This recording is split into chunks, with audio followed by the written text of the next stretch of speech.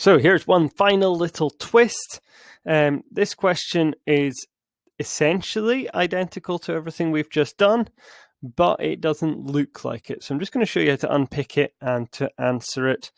So here I'm given an x-intercept of 2, or I hit the x-axis at a value of 2 and a y-intercept of 12. Now what does that actually mean?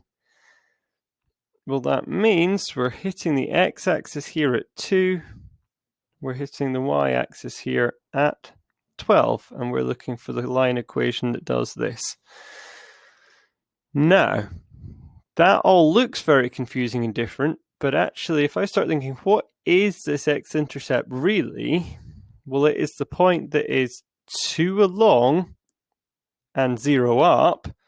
And what is this y-intercept point? Well, that is the point that is 0 along but 12 up. Then hopefully you realize this actually turns it back into the question that we've just answered.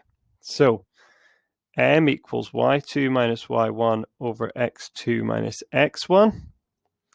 Well, here's our x1, y1. Here's our x2, y2.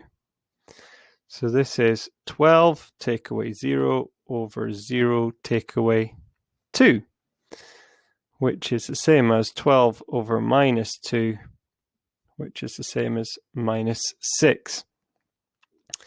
So actually we've been able to find a gradient, and now we can do y minus b. So as soon as we wrote down 2 points, we're back to the same procedure that we've met already.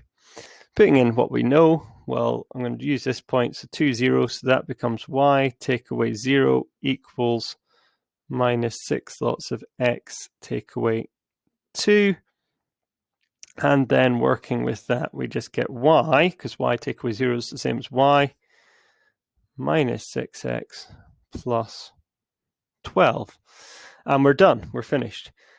I'm actually going to point out one little shortcut that you could take here if you're feeling very cunning, and that is the y-intercept is 12, and it's no coincidence that we've got a plus 12 on the end here, because remember, this line equation form is gradient times x plus the y-intercept. So our y-intercept comes in. So actually we could have skipped this step and gone straight here. As soon as we found our gradient, because we were given the y-intercept in the question, we could have just plugged that in.